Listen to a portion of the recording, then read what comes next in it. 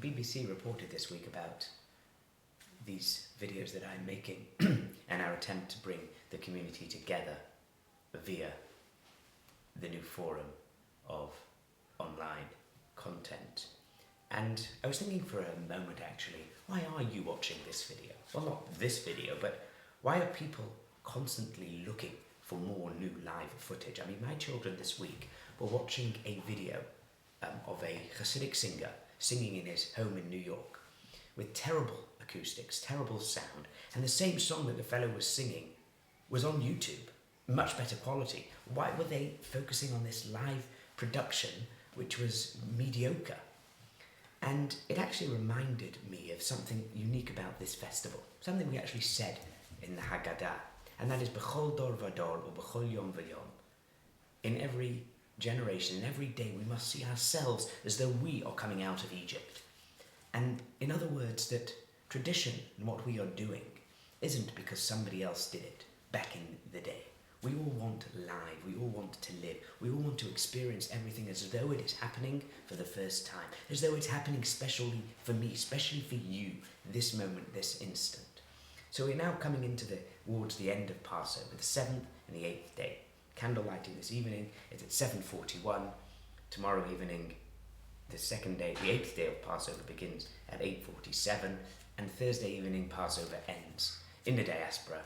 That is, in Israel, it ends a day earlier. It ends at 8:49 on Thursday evening. Give us a couple of minutes afterwards for your chametz to be repossessed so that you can eat it. Prayers are pretty much the same as they were the first days of the festival. You may recite Yizkor privately on the 8th day during your prayers. There are online pre-Passover Yizkor in the community, but of course you should and you can say it on the day itself. The readings of the Torah are different on both days. Tomorrow's reading, the 7th day, would be the leaving of Egypt, Bashalach, the beginning of Bashalach, and of course the song Az Yashir of the splitting of the sea. The Haftorah is this poem of King David that is at the back of the Chumash. It also appears in the Psalms, and it is equivalent to the song that the Jewish people were singing in Az Yashir, thanking God for coming through the sea. The 8th day of Passover, we read from Deuteronomy the readings of the 3 festivals, the Chagim. It is in the back of most of the Sidders, Kol HaBechor, the gifts that we give, and the different festivals that were celebrated, and we came to Jerusalem to celebrate them with God, with Hashem.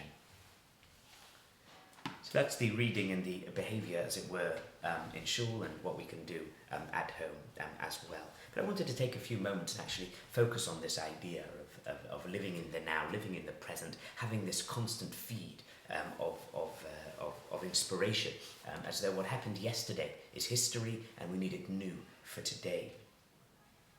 There's 2 things that we see that are quite magical about the splitting of the sea that we are sort of commemorating in this end of Passover. The Jews have journeyed for 7 days from Egypt. Pharaoh is chasing them. They arrive at the sea, and the miracle transpires. But how does it become pertinent and personal for us? How is this something that is more than just an experience of the past, but that we have our own steps in our own redemption and our own experiences in the time in which we find ourselves? The 2 things that stand out about the splitting of the sea. The first is the 2 types of miracles that God performs and God brings. Let's take second plague, frogs, as an example on one extreme. So frogs aren't a miracle in and to themselves. The amount of them and the fact that they're running all over the place might be unusual. So the miracle was simply bring a huge amount of frogs and put them in the centre of Egypt. Once they're set there, the frogs will do what they need to do, and the mayhem ensues. But the splitting of the sea, however, sea, as the law of gravity suggests, generally water is coming down, right? It doesn't stay up, doesn't create a space for people to walk through. So God's miracle, as it were, was a constant. Kol halayla ruach, the wind was all night to allow for the Jewish people to pass safely through. This is the first most important message about this experience. The reality in which we live, the miracle of existence, is a constant. We might not perceive it and see it, We might not feel the godliness in everything that is going on, but it is, just like it was when we saw that great miracle of nature being changed. So, firstly, let's find the miracles and the godliness that exist within all our reality. And the second point, there's the Kabbalistic text says there is an Alma de Iskalia and Alma de Iskasia, the revealed world and the hidden world. Often the underwater is a metaphor for the hidden world, for the hidden wealths of talents, of capability, of love, of emotion, of kindness, of spirituality, of holiness, the infinite capability that exists within each person. That is often concealed, and most of the time actually not being accessed. Splitting of the sea is that moment when we're able to transcend and open and say, what beautiful things are going on inside? What is there? And these are prerequisites for the freedom of coming out of Egypt and in anticipation of receiving the Torah.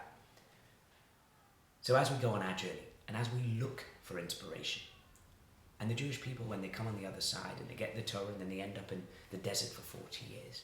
So things aren't always so clear and cut at the other side. We're always on a journey. There are constantly struggles.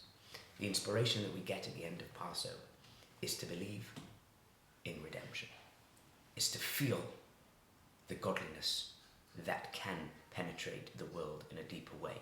People keep saying, oh, when are we going to go back to normal? And then they say, well, what kind of changes will happen when we do go back to normal? Often when we think of change in the big scale, those things don't usually happen.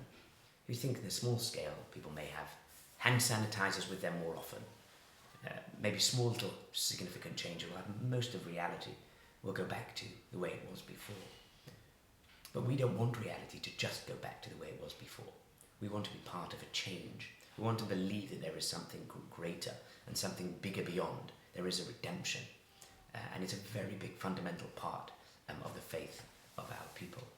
So may God give us all redemption over the next couple of days, next 48 hours, to find the inspiration of the last days of Passover, and specifically as it ends on the 8th day with what was founded by the Baal Shem Tov, the Mashiach Seudah.